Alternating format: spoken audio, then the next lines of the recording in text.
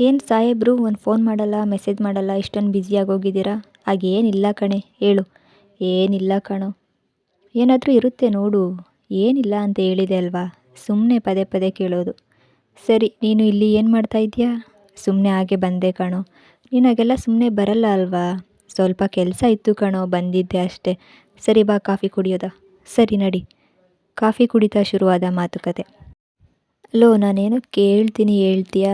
ಸರಿ ಅದೇನು ಕೇಳೆ. ನನ್ನ ಬಗ್ಗೆ ವರ್ಣನೆ ಮಾಡು. ಹೇಗೆ ಮಾಡ್ತೀಯಾ ನೋಡೋದಾ?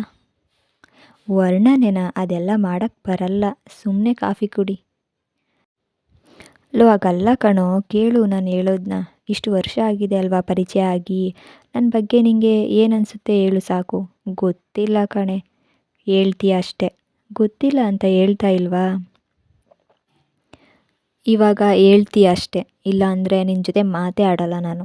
ಸರಿ ಕೇಳಿಸ್ಕೊ ಹೇಳ್ತೀನಿ. ಆದರೆ ನಗಬಾರ್ದು. ನಿನ್ನಷ್ಟು ಚೆನ್ನಾಗಿ ಹೇಳಕ್ಕೆ ಬರಲ್ಲ ನನಗೆ. ನಂಗೆ ಗೊತ್ತಿರೋ ಹಾಗೆ ಹೇಳ್ತೀನಿ ಕೇಳಿಸ್ಕೊ. ನನ್ನ ಭಾವನೆಗಳನ್ನು ಹೇಳಲಾಗದೆ ತುಟಿ ಕಚ್ಚಿ ನನ್ನಲ್ಲೇ ಇಟ್ಟುಕೊಂಡಿದ್ದೆ. ನನ್ನ ಭಾವನೆಗಳು ಸರಿಯೋ ತಪ್ಪೋ ಅದು ಗೊತ್ತಿಲ್ಲ. ಭಾವನೆಗಳನ್ನು ಹೇಳೋಕ್ಕೆ ಬರಲ್ಲ. ಹಾಗಾಗಿ ನನ್ನ ಭಾವನೆಗಳನ್ನು ಗೀಚಿದೆ. ಅದು ಬರವಣಿಗೆ ಆಯಿತು. ನಿನ್ನ ಮೇಲಿರುವ ಭಾವನೆಗಳನ್ನು ಗೀಚಲು ಶುರು ಮಾಡಿದೆ. ಪುಟಗಳೇ ಸಾಲಲಿಲ್ಲ. ನನ್ನ ಅತಿ ಸಾಧಾರಣ ಬದುಕಲ್ಲಿ ಅದ್ಭುತ ಪರಿಚಯ ನಿನ್ನದು. ನಗುತ್ತಲೇ ಮೋಡಿ ಮಾಡಿ ತುಸು ನಾಚಿಕೆಯಲ್ಲೇ ನನ್ನ ಹೃದಯ ಕದ್ದವಳು ನೀನು. ನಿನ್ನ ಅಂದವಾದ ಆಲೋಚನೆಗಳಿಗೆ ಅಭಿಮಾನಿಯಾಗಲೇ ಅಥವಾ ಈ ನಿನ್ನ ಸುಂದರ ವ್ಯಕ್ತಿತ್ವಕ್ಕೆ ಅನುಕಂಪ ತೋರಲೇ ತಿಳಿಯುತ್ತಿಲ್ಲ.